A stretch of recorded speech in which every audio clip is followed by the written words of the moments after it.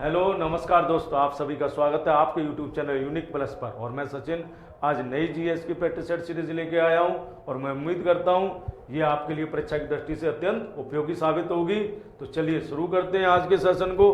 और आज की मोटिवेशनल लाइन्स हैं, मंजिल इंसान के हौसले आजमाती है, मंजिल इंसान के हौसले आजमाती है, सपनों के पर्दे आंखों से हटाती है, सपनों के पर्दे आंखों से हटाती है। किसी भी बात से हिम्मत ना हारना, ठोकर ही इंसान को चलना सिखाती है, ठोकर ही इंसान को चलना सिखाती है। तो चलिए इसी के साथ शुरू करते हैं आज के सेशन को। तो आज के सेशन का पहला क्वेश्चन है, 1565 में कौन सा युद्ध लड़ा गया था? तो देखिए पहले बात कर लेते हैं कि पानीपत का युद्ध कब लड़ा गया। तो पानीपत का युद्ध 21 अप्रैल 1526 को लड़ा गया था, ठीक है। और ये किस किस के बीच लड़ा गया था?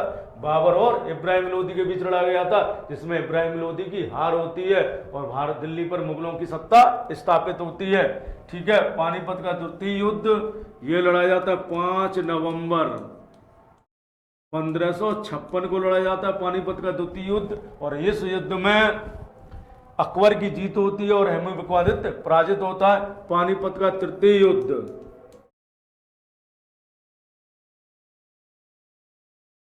तृतीय युद्ध, तो ये पानीपत का जो तृतीय युद्ध था ये 14 जनवरी 1761 को लड़ा गया था। और ये अहमद शाह अब्दाली और मराठों के बीच लड़ा गया था। खानवा का युद्ध ये मार्च 1527 में लड़ा गया। राणा सांगा और बाबर के बीच लड़ा गया था, राणा सांगा और बाबर के बीच, जिसमें बाबर विजयी होता है। बाबर ने इस युद्ध में जिहाद का नारा दिया था। आपसे पूछा है 1565 में, तो 1565 में तालीकोटा का युद्ध लड़ा गया था। ये लड़ा गया 23 जनवरी 1565 को लड़ा गया था, ठीक है। और ये विजयनगर साम्राज्य और बेहमनी साम्राज्य के जो टुकड़े हुए थे उनने संघ बनाया और इसमें बरार शामिल नहीं था, ठीक है। संघ विजयी होता है और विजयनगर साम्राज्य पराजित होता है। अगले क्वेश्चन की ओर चलते हैं। अगला क्वेश्चन कहता है कि दीवान मुस्तकराज विभाग की स्थापना किसने की थी? तो देखिए पहले बात करते हैं मोहम्मद बिन तुगलक की। मोहम्मद बिन तुगलक ने कृषि को विभाग का दर्जा दिया, कृषि को विभाग का दर्जा दिया, विभाग का दर्जा दिया। किसको विभाग का दर्जा दिया?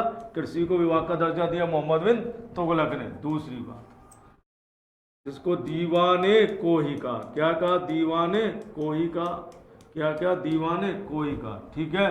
दूसरा फिरोज शाह तुगलक ने दीवाने बंदगान दास विभाग बनाया, दीवाने बंदगान नाम से क्या बनाया? दास विभाग बनाया, दास विभाग बनाया, ठीक है। बलवन ने सेना को विभाग का दर्जा दिया और दीवाने अर्ज नाम से क्या बनाया? सैन्य विभाग बनाया, सैन्य विभाग बनाया, ठीक है। दीवाने अर्ज नाम से क्या बनाया? सैन्य विभाग बनाया बलवन, ठीक है। दूसरी बात, दीवान मुस्तकराज विभाग किसने बनाया? अलाउद्दीन खिलजी ने बनाया। और ये अलाउद्दीन खिलजी का क्या था? राजस्व विभाग था। कौन सा विभाग था? राजस्व विभाग था, ठीक है। कौन सा विभाग था? राजस्व विभाग था, ठीक है। दूसरी बात, अलाउद्दीन खिलजी ने बाजार नियंत्रण नीति लागू की, बाजार नियंत्रण नीति लागू की। कौन सी नीति लागू की? बाजार नियंत्रण नीति लागू की। दाग व हुलिया प्रथा अपनाई, ठीक है। तो देखिए दोस्तों, आप जुड़िए और देखिए रिवीजन तो मैं कराता रहूंगा आपको, सिर्फ आप हमसे जुड़िए, रिवीजन तो मैं कराता रहूंगा, चीज़ों को याद कराने की जिम्मेदारी तो मेरी है, ठीक है। चलिए, तो इस क्वेश्चन का आंसर अलाउद्दीन खिलजी है। चलिए अगले क्वेश्चन की ओर चलते हैं। अगला क्वेश्चन कहता है, निम्नलिखित में से किस राजवंश के समय विजारत का चरमोत्कर्ष हुआ? किसका? विजारत का चरमोत्कर्ष हुआ। तो देखिए विजारत का चरमोत्कर्ष हुआ, बात करते हैं विजारत का मतलब है वजीर, यानी वजीरों का स्वर्ग किसको कहते हैं?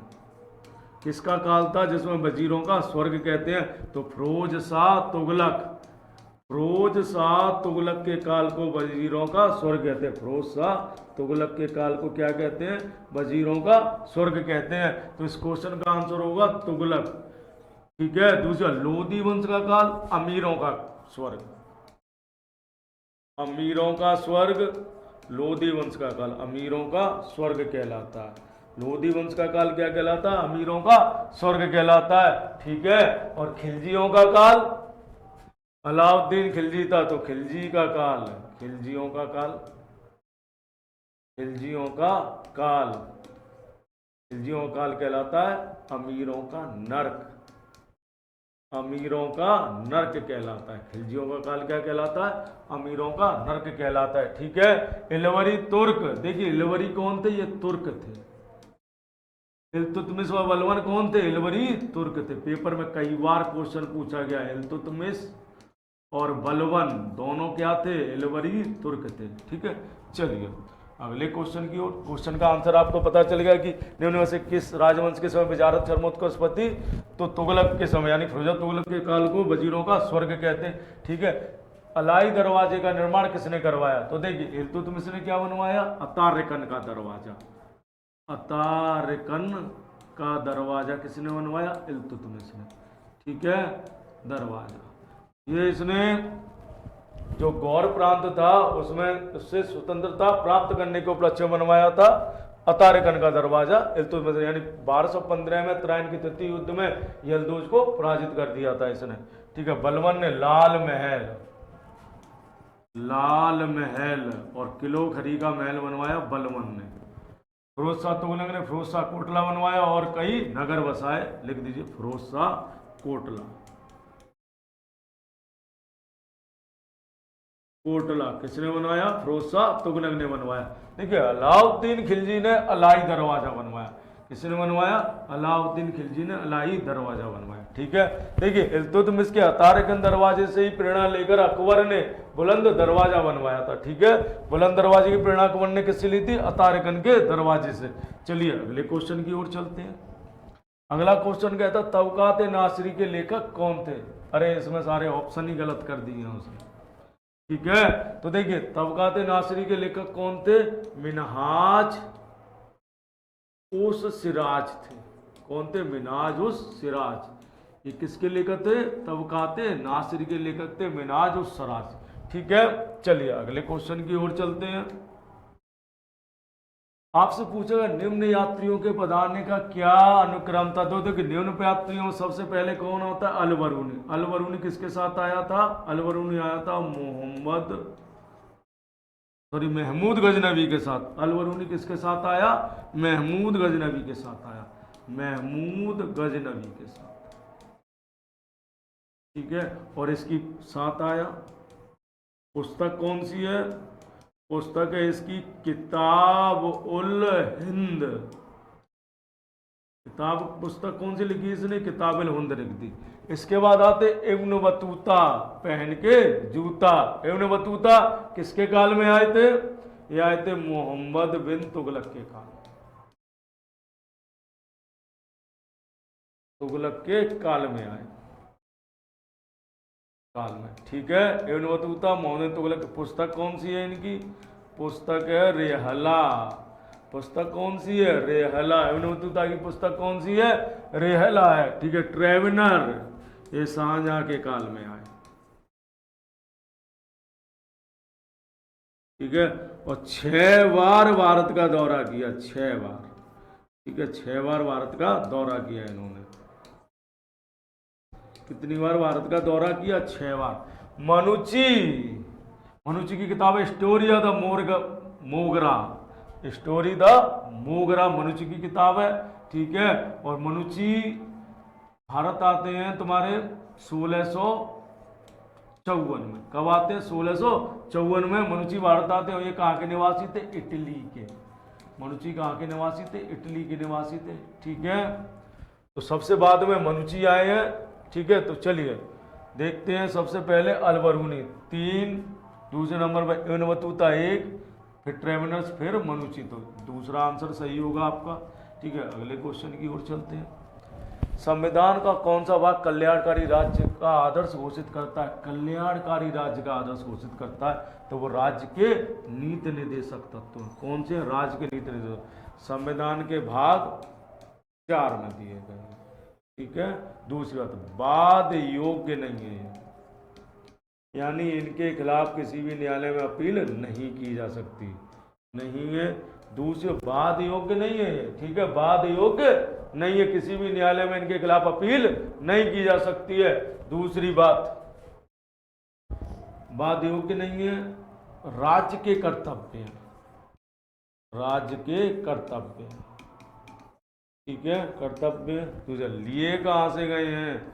आयरलैंड से लिए गए हैं, लिए गए, ठीक है।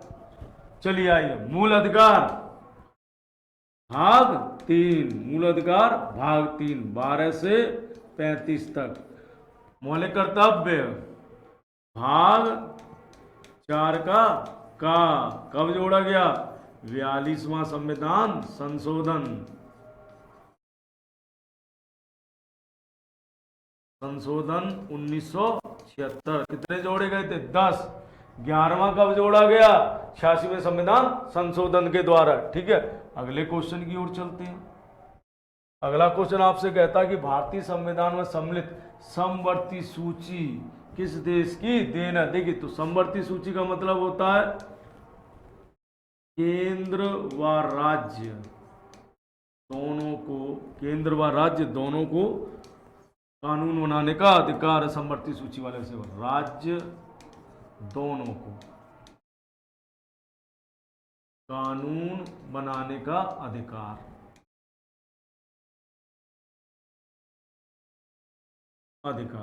ठीक है। तो ये हमने कहां से लिए? ऑस्ट्रेलिया से लिए। बात करते यूएसए से। यूएसए से हमने लिए फंडामेंटल राइट यानी मूल अधिकार। राष्ट्रपति पर महाभियोग, महाभियोग कहां से लिया गया है? यूएसए से। दूसरी बात, और क्या लिया है आपने यूएसए से? न्यायपालिका की स्वतंत्रता, न्यायपालिका की स्वतंत्रता, ठीक है। न्यायपालिका की स्वतंत्रता कहां से ली है? यूएसए से ली है, ठीक है। न्यायपालिका की स्वतंत्रता हमने कहां से ली है? यूएसए से ली है। इंग्लैंड से एकल नागरिकता कहां से ली है? इंग्लैंड से। विधि निर्माण की प्रक्रिया,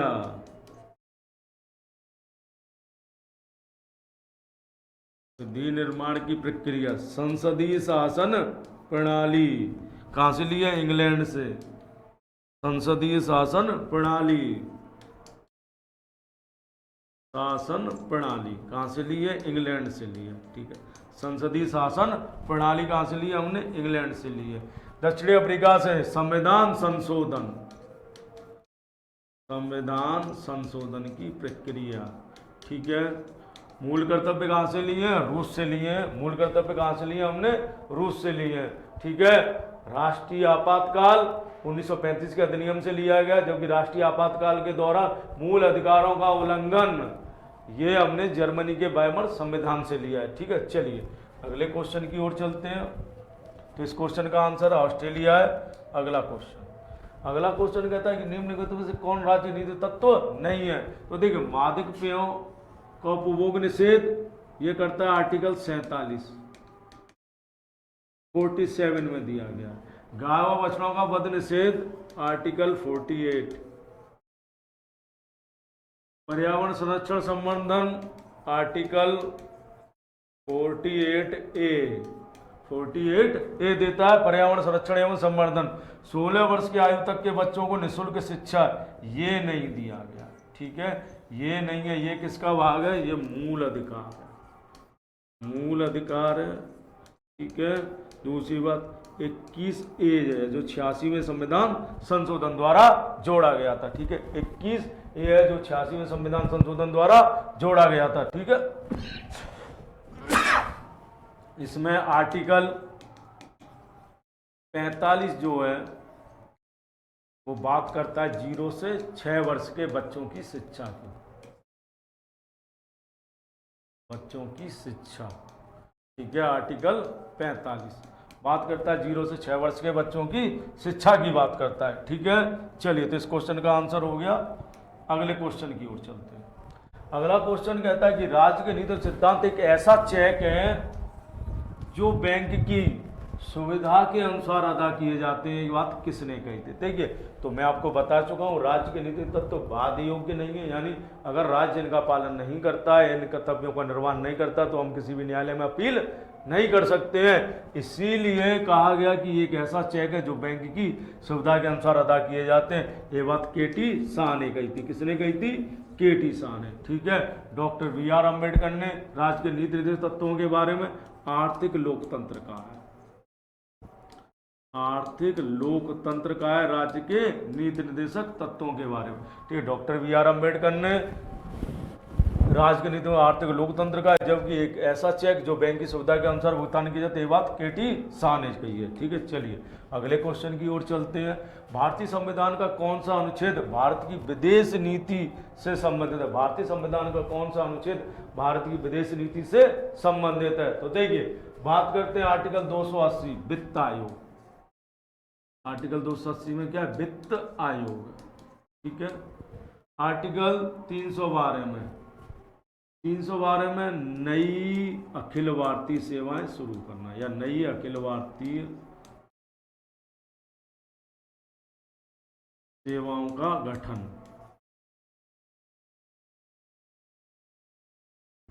ना कि अखिल भारतीय सेवाओं का गठन है। 360 में शपथ, 360 में क्या शपथ है? किसकी? राष्ट्रपति की। राष्ट्रपति की शपथ 360 में। ठीक है। अनुच्छेद 51 में भारत की विदेश नीति किसमें दी गई है?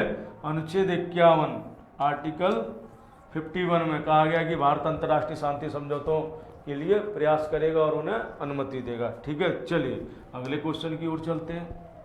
अगला क्वेश्चन कहता है निम्नलिखित अनुच्छेदों में से कौन एक राज्य सरकारों के ग्राम पंचायतों को संगठित करने के लिए निर्देशित करता है? तो देखिए, बात करते ग्राम पंचायतों के गठन के लिए। क्वेश्चन पेपर में कई बार पूछा गया, यूपी पैट में भी आया हुआ क्वेश्चन है। तो आइए, अनुच्छेद 32 मूल अधिकार है,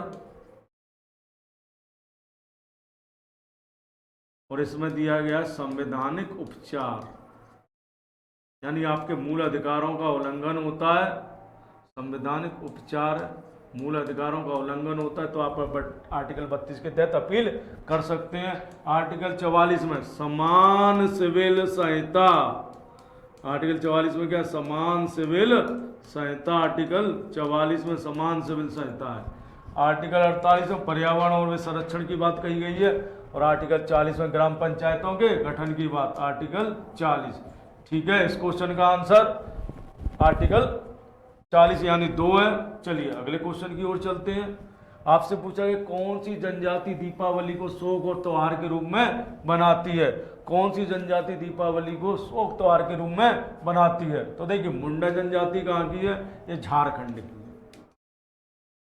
मुंडा जनजाति का निवास करती है झारखंड में। ठीक है। मुंडा जनजाति का निवास करती है झारखंड में निवास करती है, और ये सरहुल त्योहार बनाती है। कौन सा? सरहुल त्योहार बनाती है। ठीक है। दूसरी बात, भूटिया, भूतिया लिख गया है, भूतिया नहीं है भैया, भूटिया है। ठीक है। भूटिया जो जनजाति है, ये कहाँ निवास करती है? सिक्किम में। बाईचुंग भूटिया का नाम तो सुना ही होगा, सिक्किम में निवास करती है। ठीक है। टोड जनजाति, कई बार पूछा गया, नीलगिरी क्षेत्र में। नीलगिरी क्षेत्र में टोड जनजाति का निवास करती है, नीलगिरी क्षेत्र में निवास करती है। का निवास करती है? नीलगिरी क्षेत्र में निवास करती है टोड जनजाति। ठीक है। का निवास करती है? नीलगिरी क्षेत्र में निवास करती है। दूसरे थारू जनजाति, थारू जनजाति दीपावली को शोक पर्व के रूप में बनाती है, और ये कहाँ रहती है? उत्तराखंड में रहती है। शोक पर्व के रूप में बनाती है, और ये कहाँ रहती है? उत्तराखंड में रहती है। ठीक है। आपसे क्वेश्चन पूछा कौन सी जनजाति दीपावली को शोक त्योहार के रूप में बनाती है? थारू बनाती है। ठीक है। अगले क्वेश्चन की ओर चलते हैं। अगला क्वेश्चन कहता है निम्नलिखित में से किस एक स्थान से भारत की 2 महत्वपूर्ण नदियों का उद्गम होता है, जिनमें एक उत्तर की तरफ प्रवाहित होकर बंगाल की खाड़ी में प्रवाहित होने वाली दूसरी महत्वपूर्ण नदी में मिल जाती है, और दूसरी अरब सागर में प्रवाहित होती है? कि क्वेश्चन की लैंग्वेज को लंबा किया गया, क्वेश्चन है कुछ नहीं इसमें। ठीक है। देखिए, वो ये कहता है कि एक पर्वत वह स्थान है जहाँ से एक नदी उत्तर की ओर निकलती है, ठीक है, एक नदी उत्तर की ओर निकलती है और वो ऐसी नदी में मिलती है जो पूरब की ओर प्रवाहित हो रही है और बंगाल की खाड़ी में जाके गिर जाती है, ठीक है। और कह रहा एक नदी है यहाँ से पश्चिम की ओर निकलती है, ठीक है, दो नदियाँ निकलती हैं। तो उन्होंने बताया कि देखिए ये नदी जो है, ये नदी तो सोन है और ये कौन सी है, नर्मदा है, और जिसमें ये मिल रही है वो कौन सी है, गंगा है, ठीक है। तो ये स्थान कौन सा है, अमरकंटक है।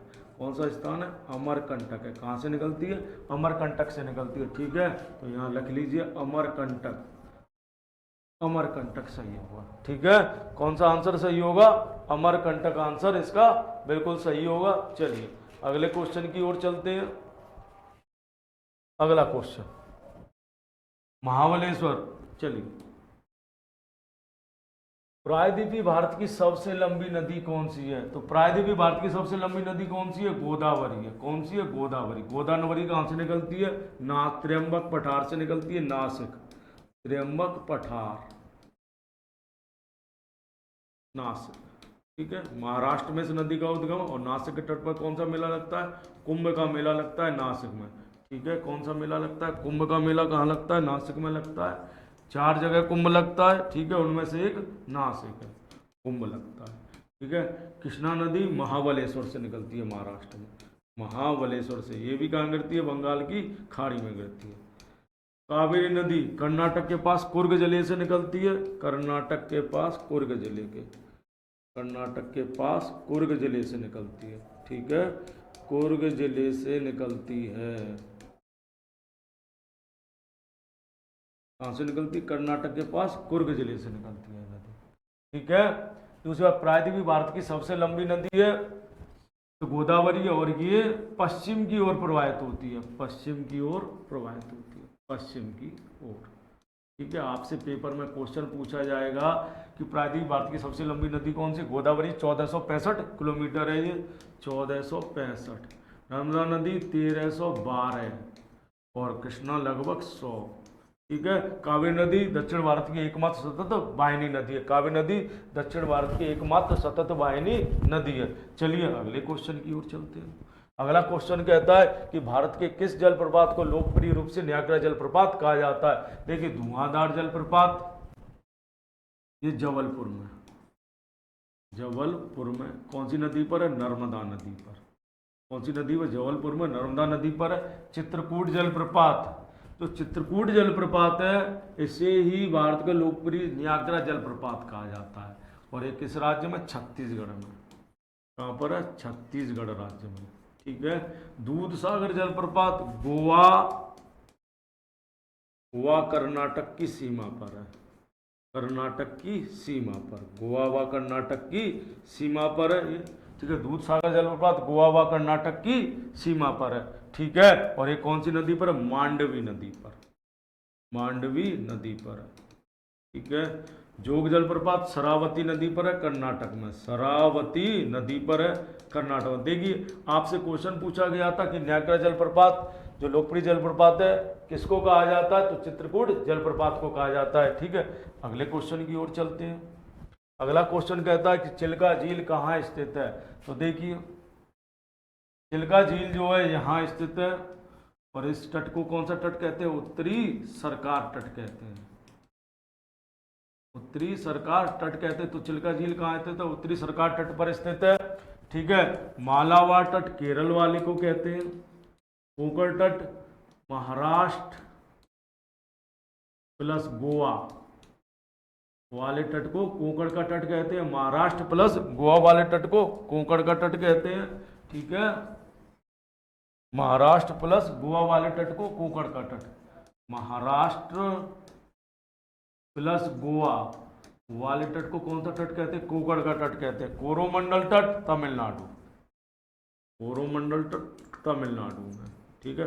कोरोमंडल तट किसको कहते हैं, तमिलनाडु वाले तट को कहते हैं, ठीक है। चलिए, इस क्वेश्चन का आंसर है उत्तरी सरकार तट। अगले क्वेश्चन की ओर चलते हैं। अगला क्वेश्चन कहता है कि निम्न कथन से कौन भारतीय राज्यों की साझेदारी झील है? तो ये पूछ रहा है कि कौन सी झील है जो दोनों राज्यों की सीमा पर स्थित है। तो देखिए, पहली बात करते हैं, चिल्का कहाँ पर है, उड़ीसा में। लोनार कहाँ पर है, महाराष्ट्र में। महाराष्ट्र में। कोलेरू आंध्र प्रदेश में। कोलेरू कहाँ स्थित है? आंध्र प्रदेश में। लेकिन जो पुलिकट झील है ये आंध्र प्रदेश प्लस तमिलनाडु राज्य की सीमा पर स्थित है। ठीक है, सीमा पर स्थित। ठीक है, इस क्वेश्चन का आंसर होगा पुलिकट झील। पुलिकट झील के निकट ही श्रीहरिकोटा स्थित है। पुलिकट झील के निकट ही क्या स्थित है? श्रीहरिकोटा स्थित, जहाँ सतीश धवन अंतरिक्ष केंद्र जो भारत का प्रक्षेपण केंद्र है। ठीक है, चलिए इसी के साथ मैं अपने सेशन को समाप्त करता हूँ और उम्मीद करता हूँ आपको ये सेशन पसंद आया होगा। शेयर कीजिए, लाइक कीजिए और कमेंट कीजिए। चलिए, धन्यवाद।